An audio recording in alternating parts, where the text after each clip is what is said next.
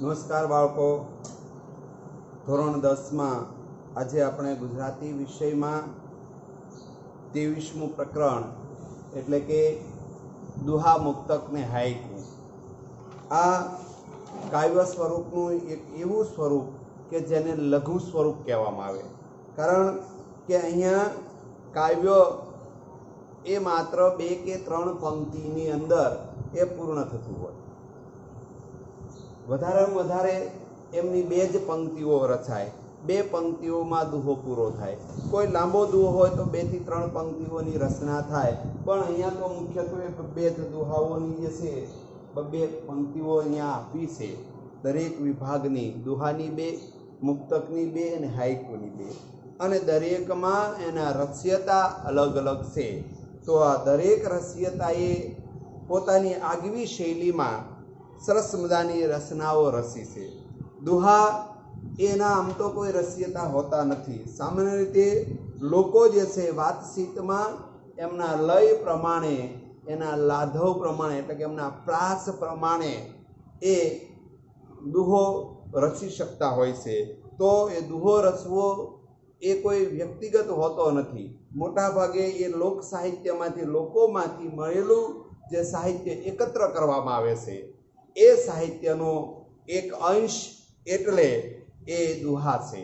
તો અહીંયા એમના રચયતા આપણે લખવું હોય, કરતા લખવું હોય તો લોકો એમ પણ તમે લખી શકો અહીંયા, અથવા ખાલી ડેશ કરો, બરોબર ને?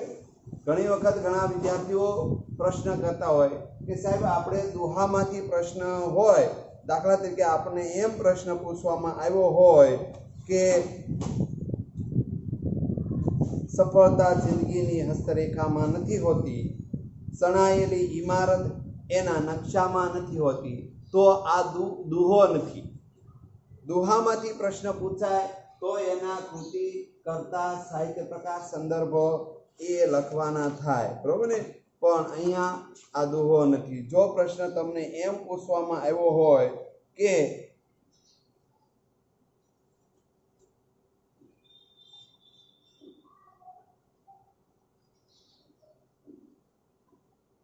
એટલે દુહાનો પ્રશ્ન હોય, અહીંયા આપણા સ્વાધ્યાયની અંદર દુહાના પ્રશ્ન નથી, બરોબર ને? તો એ દુહામાંથી પૂછવામાં આવ્યો હોય તો તમે આમાંથી જવાબ આપી શકો. પણ અહીંયા તો માત્ર આપણે જે છે એ મુક્તકમાંથી પૂછેલા છે. તો મોટા પ્રશ્નો જે છે એ દુહામાંથી રચના નથી, બરોબર ને? એ નાના પ્રશ્નોની રચના છે. એટલે આપણે દુહામાંથી પ્રશ્ન પૂછાય તો કૃતિ, દુહો, મુક્તક, હાઈકુ એમ લખવાનું છે. એના કરતા તો કે લોકો, પછી સાહિત્ય પ્રકાર, એમનો દુહો અને સંદર્ભ નથી, કારણ કે કોઈ વ્યક્તિએ રચના રચી નથી, નહીંતર તો એના સંદર્ભમાંથી આપણે લીધું હોય.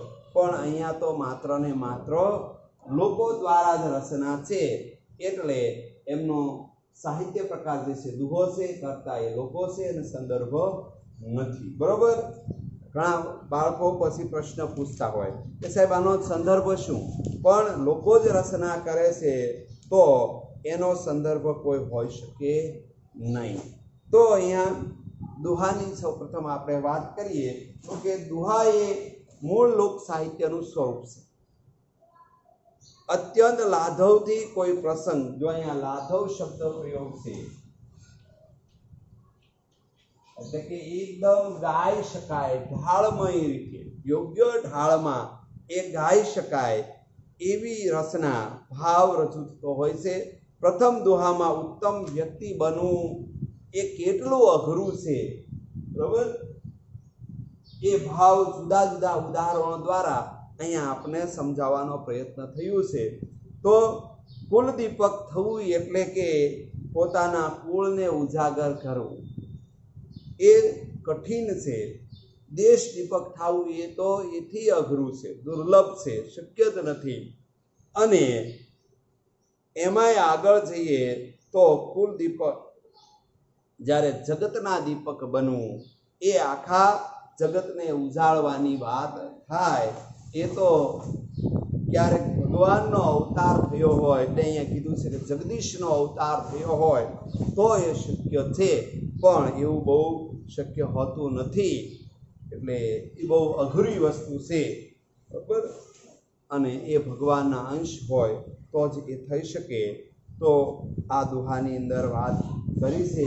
બીજા દોહાની અંદર સ્વાભિમાન, દરેક વ્યક્તિને પોતાનું સ્વાભિમાન હોવું જોઈએ અને બીજાનું પણ સ્વાભિમાન જળવાઈ રહે એવી લાક્ષણિકતા દરેક વ્યક્તિમાં હોવી જોઈએ. ઘણી વખત લોકોમાં આવી એક લાક્ષણિકતા હોતી નથી કે બીજાને માન સન્માન એ આપી શકતા નથી. પોતાનામાં રહેલા અમુક પ્રકારના દ્વેષો, જેવા કે ક્રોધ, અહંકાર, નિંદા, કુથલી, ઈર્ષાભાવ, આવા દ્વેષોને કારણે એ બીજા પ્રત્યે સ્વાભિમાન દર્શાવી નથી શકતા અને બીજાનું સ્વાભિમાન જાળવી શકતા નથી, જેના કારણે પોતાનું સ્વાભિમાન જળવાતું નથી. એટલે આપણે જો આપણું સ્વાભિમાન જાળવવું હોય, આપણું માન સન્માન ક્યાંક થાય, આપણું માન સન્માન જળવાઈ રહે, એવો જો આપણામાં વિચાર હોય તો આપણે બીજાનું માન સન્માન જાળવવું જરૂરી છે. તો અહીંયા જો પહેલા દોહામાં વાત કરી છે કે કુલ દીપક થવું કઠિન, એ અઘરું છે. અને કુલનો દીપક, સારું કાર્ય, કુલ દીપક ક્યારે થાવ કે તમારી પ્રતિષ્ઠા કુળમાં સારી બને. ક્યારે બને તો કે કંઈક તમે કુળ માટે, પોતાના પરિવાર માટે, કુટુંબ માટે સારું કાર્ય કરો, કુટુંબને મદદરૂપ થાવ અને જ્યાં તમારા નામથી કુટુંબ જે છે ઓળખાતું થાય, કુટુંબની નામના વધે એવું સત્કાર્ય જો તમે કરી શકો તો તમે કુલદીપક થાવ. પણ એ અઘરું છે. અઘરું છે એટલે કે ન થઈ શકે એવું નથી, પણ એના માટે ખૂબ પુરુષાર્થ કરવો પડે, ખૂબ મહેનત કરવી પડે, સઘન પ્રયત્નથી જ એ શક્ય છે. એટલે અહીંયા કવિ કઠિન શબ્દ, કઠિન એટલે મહેનત કરો, બનવાનું જ છે, કાંઈ એવું નથી કે ન અશક્ય રહેવા દેવાનું છે, પણ મહેનત કરીને આપણે આપણા કુળને ઉજાગર કરવા, એવો અહીંયા અર્થ કરવાનો છે. અર્થ ને આપણે બરોબર સમજવાનો છે. જો અહીંયા દુહા છે ને એ કાંઈક આપણી પાસેથી સમજ માગી લેશે.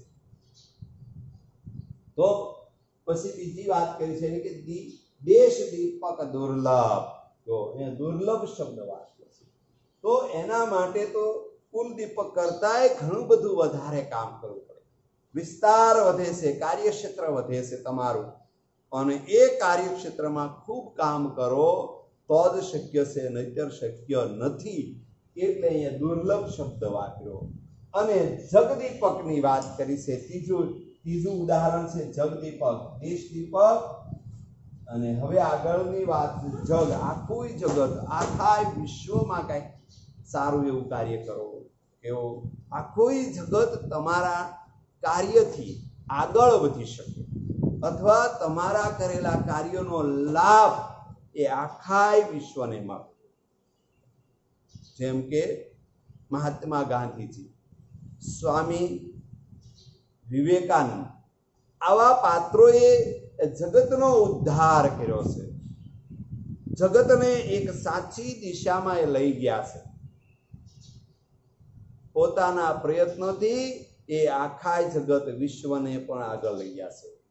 એ જ રીતે ભગવાનના અવતારોમાં વાત કરીએ તો કે ભગવાનના અવતારો, કૃષ્ણ અવતાર, રામા અવતાર, એમણે આખા દેશમાં, આખા વિશ્વમાં રહેલી રાક્ષસી વૃત્તિઓને નાશ કરી અને લોકોને કેવું સારું જીવન જીવવું જોઈએ એ માટેનો સંદેશો પૂરો પાડ્યો છે. એટલે એને જગદીપક કહેવાય. તો આવા જગદીપ થવું હોય તો આપણે પણ આવા સારા કાર્યો કરવા પડશે, બરોબર. તો અહીંયા વાત આ દુહાઓની વાત થઈ. જો એમને ગાવું હોય તો આમ પણ ગાઈ શકાય. કુલદીપક થાવું કઠિન, દેશ દીપક દુર્લભ, જગદીપક જગદીશના, જગદીપક જગદીશના અંશિકોક અલભ્ય. અંશ એટલે કેટલાય લોકોમાં, ઘણા બધા લોકોમાં એકાદ વ્યક્તિ, એકાદ પાત્ર એવું બને કે એ જગતનો ઉદ્ધાર કરી શકે, તો એને ભગવાનનો અવતાર ગણવામાં આવે. અલભ્ય છે, શક્ય નથી, એટલે કે એના માટે પ્રયત્ન ખૂબ કરો ત્યારે આ બધું શક્ય છે. અને જગતને ધ્યાનમાં લઈને કાર્ય કરવાની વાત આ દુહામાં કરવામાં આવી છે. હવે બીજો દુહો છે એ લોકોમાં આપણું માન સન્માન જળવાય રહે અને આપણે લોકોનું માન સન્માન જાળવીએ એ વિશે વાત કરી છે. તો અહીંયા સાંભળીએ આપણે. આવ નહીં આદર નહીં, નહીં નયન માને, આવ નહીં આદર નહીં, નહીં નયન માને, તે ઘર ન જાઈએ કંચન વરસે में હોજી, કંચન વરસે में. તો અહીંયા કવિએ અથવા લોકો જે રચયતા છે એવા એ લોકોમાં રહેલી જે કુલક્ષણાતાઓ જે છે કે ઘણા લોકો પોતાનું માન સન્માન જે છે જાળવવા માટે એવું સારું જીવન જીવી ગયા કે જેમણે બીજાના માન સન્માન જાળવ્યા છે, એના થકી એ આગળ આવ્યા છે. એના કારણે પોતાનું સ્વાભિમાન જાળવવાનું છે. એટલે કે જો તમારે જાળવવું હોય તો બીજાનું જાળવો. આવ નહીં આદર નહીં. આવ એટલે આવકાર. તમને જો આવકાર ન મળે, આદર સન્માન ન મળે તો તમે જે છે એ ઘરે જાઓ. અથવા નહીં નયનમાં ને સ્નેહ, ની એટલે સ્નેહ પ્રેમ ભાવ, તમને આવતા જોઈને રાજી ખુશી ન થાય એવા ઘરે તમારે જવું ન જોઈએ. કારણ કે ત્યાં તમારું સ્વાભિમાન જળવાતું નથી. એટલે ભલે ખૂબ ધનાઢ્ય હોય, કંચન વર્ષે મેં, એ ધન સંપત્તિમાં ભલે ખૂબ આગળ હોય, વૈભવ વિલાસમાં ખૂબ સમૃદ્ધ હોય, પણ એવા ઘરે ન જવાય. કેવા ઘરે જવાય? તો કે માન સન્માન પ્રતિષ્ઠા આપણને પ્રાપ્ત થાય અને આપણે બીજાનું માન સન્માન જાળવી શકીએ એવો કાંઈક સદગુણ જેમાંથી મળે એવા જ ઘરે જવું, એવું અહીંયા કવિએ કહ્યું છે અથવા લોકરચયતા એ અહીંયા વાત કરી છે. સરસ. તો અહીંયા દુહાની આપણે અહીંયા વાત કરી. હવે આગળ આપણે મુક્તક વિશે અભ્યાસ કરીશું. તો બંને મુક્તકો કોણે લખ્યા છે? બંને એમના રચયતા છે. તો પહેલા રચયતા, પહેલા દુહાના રચયતા છે રઈશ મણિયાર, જેમનો જન્મ 19/8/1966 થયો. રઈશ મણિયારનું મૂળ વતન જે છે એ વલસાડ પાસેનું પારડી ગામ છે. તેઓ MD એટલે કે બાળ રોગ નિષ્ણાંત થયેલા છે. કાફિયા નગર શબ્દ મારા સ્વભાવમાં જ નથી, નિહાળતો જા તેમની નોંધપાત્ર કૃતિઓ છે. અસ્તિત્વ અને વ્યક્તિત્વ, ગઝલ રૂપ અને રંગ, ગઝલનું સંદો વિધાન અને વિવેચન ગ્રંથો એમના જે બાળ ઉછેરની બારાકડી તેમનું નોંધપાત્ર પુસ્તક છે. આ ખાસ તમે બધા યાદ રાખજો. જાય છે બરાબર. નોંધપાત્ર પુસ્તક કયું? તો કે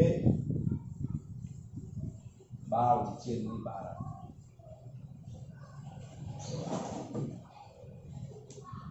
હવે આપણે મુક્તકનો અભ્યાસ કરવાનો છે.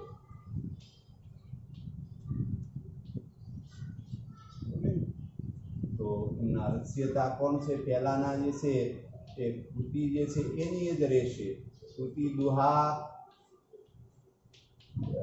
મુક્તક, હાઈકુ, બરાબર. અને એના કર્તા કોણ છે? તો કે રહીશ મણિયાર. રહીશ મણિયાર.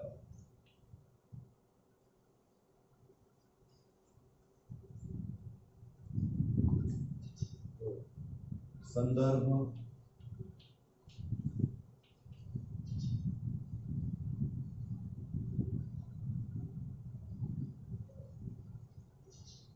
નીચે આપવામાં, બરોબર. તો સાહિત્ય પ્રકાર એ જે છે મુક્તક.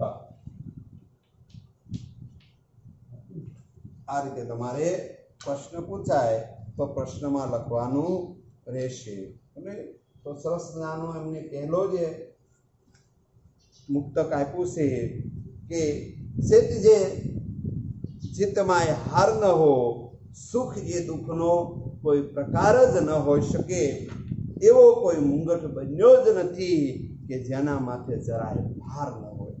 બહુ સાચી વાત કરી છે કે એવી મુશ્કેલી પરિસ્થિતિઓ તો બધાને આવવાની છે. જેમને કંઈક માન સન્માન પ્રતિષ્ઠા મળી છે એમણે પણ કડવા ઘૂંટડાઓ પીવા પડ્યા છે. સુખ અને દુઃખ, તડકો ને સાયડી એમણે પણ જોયા છે.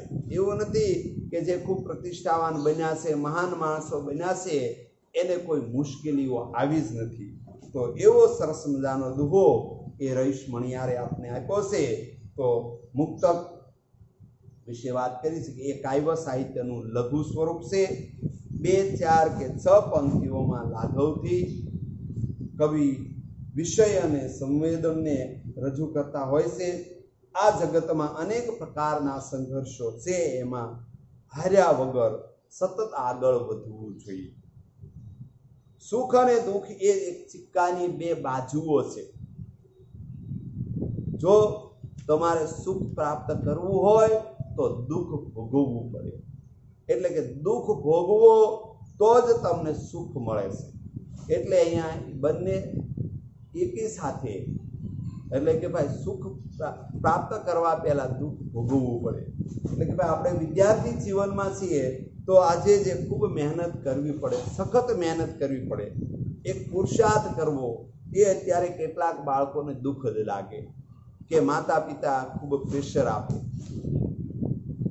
શિક્ષકો સતત અભ્યાસમય રાખે, મુક્ત જીવન જીવવા જ ન દે, પ્રેશરમય જીવન જીવાડે. પણ એનો હેતુ તો એ છે કે લાંબા ગાળે તમે સુખી થાવ. આજે ભલે થોડાક દુઃખી થાવ. દુઃખ એ બાબતનું કે આ વૈભવશાળી જીવન, સ્વતંત્ર જીવન, સ્વતંત્રતા તમારી પાસેથી થોડા સમય માટે એ જૂટવાઈ જાય તો એ લાંબા સમય માટે સુખ આપવા માટેની રીત છે. એટલા માટે એમ સમજવું જોઈએ આપણે કે આ દુઃખો ભોગવશું ને તો જ આપણે સુખો પ્રાપ્ત કરી શકશું. તો એની વાત કરી છે કે શેતજે, જો અહીંયા પહેલે શેતજો, શેતજે જીતમાં હાર ન હો. શેતજે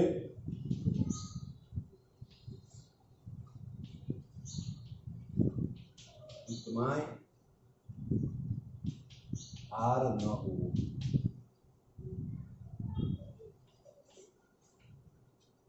સુખ એ દુઃખનો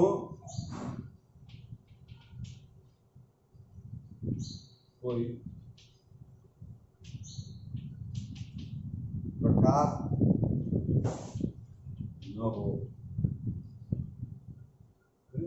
એટલે ચેતજો, અહીંયા ચેતવાનું એટલે કે બરોબર સજાગ રહેજો કે કદાચ તમારી હાર હોય ને એમાંય તમારી જીત હોય, અને કદાચ તમે એમ માનો કે હું જીતી ગયો, જંગ જીતી ગયો, પણ ખરેખર જીત્યા નથી.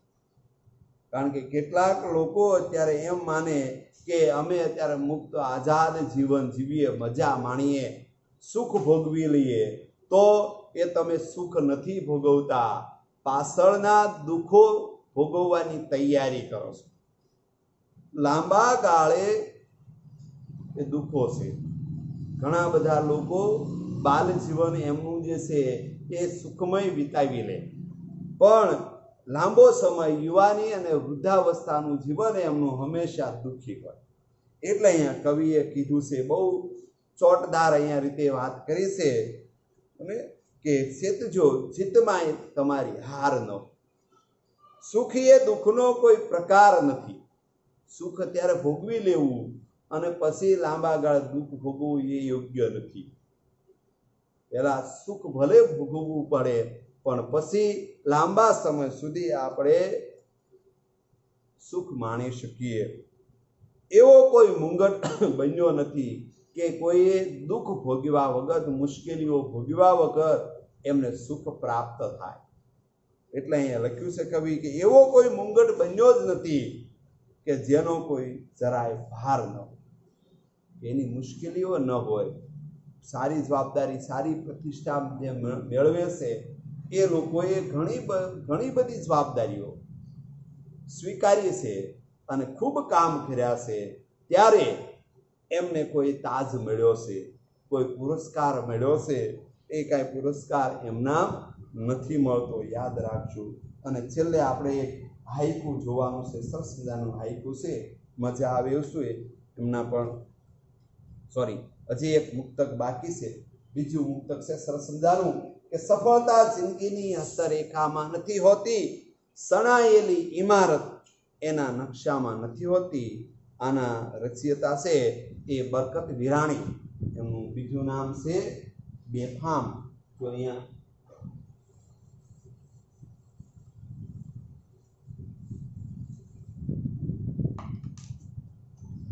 કરતા જે છે એ બરકત વિરાણી અને ઉપનામ છે બેફામ.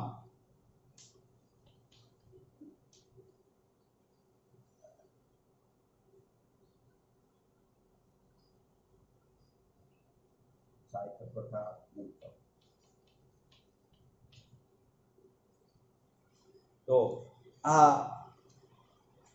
કવિ વિશે થોડીક માહિતી જોઈએ તો બેફામનું મૂળ નામ બરકત અલી ગુલામ હુસેન વિરાણી હતું. તેઓ ભાવનગર જિલ્લાના કાંગળી ગામના વતની હતા.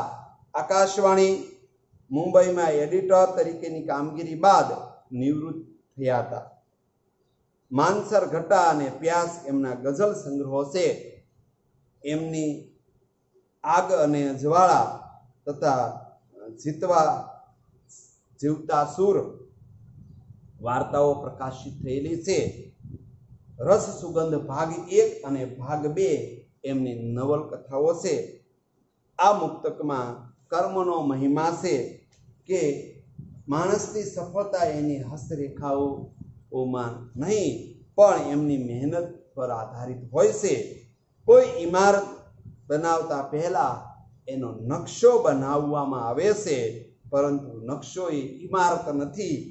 એમ નસીબ એ જીવન નથી, અને જીવન તો માણસની મહેનત અને પ્રયત્નોથી જ બને છે. એટલે દરેક વ્યક્તિએ ખાસ જો જીવનમાં સુખી થવું હોય ને તો આ મુક્તક યાદ રાખવું જોઈએ, અને હર ક્ષણે એની નજર સમક્ષ હોવું જોઈએ કે સફળતા જે છે એ કાંઈ એમના પ્રાપ્ત થતી નથી, એની માટે ખૂબ મહેનત કરવી પડે. જેવી રીતે અહીંયા ઉદાહરણ આપ્યું છે ઇમારતનું, કે કોઈ ઇમારતનો નકશો કોઈ બનાવી નાખે અને પછી સમજી લે કે આપણે ઇમારત બનાવી દીધી. એ કાગળ ઉપર ચીતરેલો જે છે એ થોડોક આકાર છે, એનાથી કાંઈ ઇમારત ન બની જાય. એના માટે તો ખૂબ મહેનત કરવી પડે. એના માટે લોખંડ, સિમેન્ટ, આ બધી મોંઘી વસ્તુઓ લાવવી પડે. ઈંટો, મજૂરો, આ બધાને વેતન આપવા માટે પહેલા પોતે ખૂબ પુરુષાર્થ કરવું પડે, અને પછી એ સરસ મજાની ઇમારત રચી શકે. એમ વિદ્યાર્થીઓએ પણ પહેલા ખૂબ પુરુષાર્થ કરવા પડે છે. સઘન પ્રયત્ન કરવા પડે છે અને પછી જ એમને સફળતા મળે છે। એટલે દરેક વિદ્યાર્થી આ બાબતને ખાસ ધ્યાનમાં લેજો કે તમારે જો સફળ થવું છે તો આ પંક્તિ ખાસ પરીક્ષામાં પૂછાય છે। દરેક વિદ્યાર્થીઓ યાદ રાખે, આ પંક્તિનો અર્થ, વિચાર વિસ્તાર માટે પણ આ પંક્તિઓ હોય છે। એટલે આ પંક્તિ પરીક્ષામાં આવશે। એટલે બધાએ આ તૈયાર કરી નાખવાની છે। વિસ્તૃત સમજૂતી પણ આપણે આપવાની છે। એમાં બીજા ઉદાહરણો પણ આપવાના કે જે સફળ થયેલા લોકોએ પહેલા કેવો પ્રયત્ન કર્યો, કેવી મુશ્કેલીઓ સહન કરી, કેટલી મહેનત કરી અને એ આખરે સફળ થયા છે। તો એ પ્રમાણે આપણે લખવાનું રહેશે। હવે છેલ્લે આપણે જે છે એ દુહા મુક્તકનો અભ્યાસ કર્યા બાદ હવે આપણે હાઈકુ, તો હાઈકુ ના રચયિતા બે હાઈકુ આપ્યા છે। બંનેના પહેલા આપણે કવિ પરિચય જોઈ લઈએ। તો પહેલું હાઈકુ જે આપ્યું છે એ મુરલી ઠાકુર, એટલે કે મુરલીધર રામચંદ્ર ઠાકુર સાબરકાંઠા જિલ્લાના ઉમેદગઢના વતની હતા। તેઓ ગુજરાતીના અધ્યાપક, ત્યારબાદ આકાશવાણી ગુજરાતી કાર્યક્રમમાં નિર્માતા બન્યા હતા।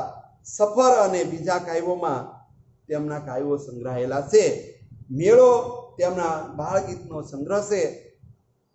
પ્રેમળ જ્યોતમાં તેમની વાર્તાઓ ગ્રંથસ્થ થઈ છે। ગાંધીવાણી નામે તેમના અભ્યાસ ગ્રંથો પણ પ્રસિદ્ધ છે। તો આ પહેલું હાઈકુ છે કે ઓરડું નાનું, સૂરજનો ઉજાસ, મોટું આંગણું, આ સરસ મજાનું હાઈકુ એમણે આપ્યું છે। હાઈકુ એ મૂળ જે છે એ રચના એ વિદેશી છે, અહીંની નથી, પણ એમને પછી ગુજરાતી સાહિત્યમાં લાવનાર એ સ્નેહરશ્મિ હતા। એમના મૂળ ફેરવનાર ગુજરાતી ભાષામાં, એમની મૂળ રચના તો એ આમ તો જાપાનની છે, પણ અહીંયા એમને ફેરવેલી છે। જો એમાં પહેલા 5-7-5ની રચના છે, કુલ મળીને 17 અક્ષરો, 5-7-5 બરાબર 17 અક્ષરની રચના છે।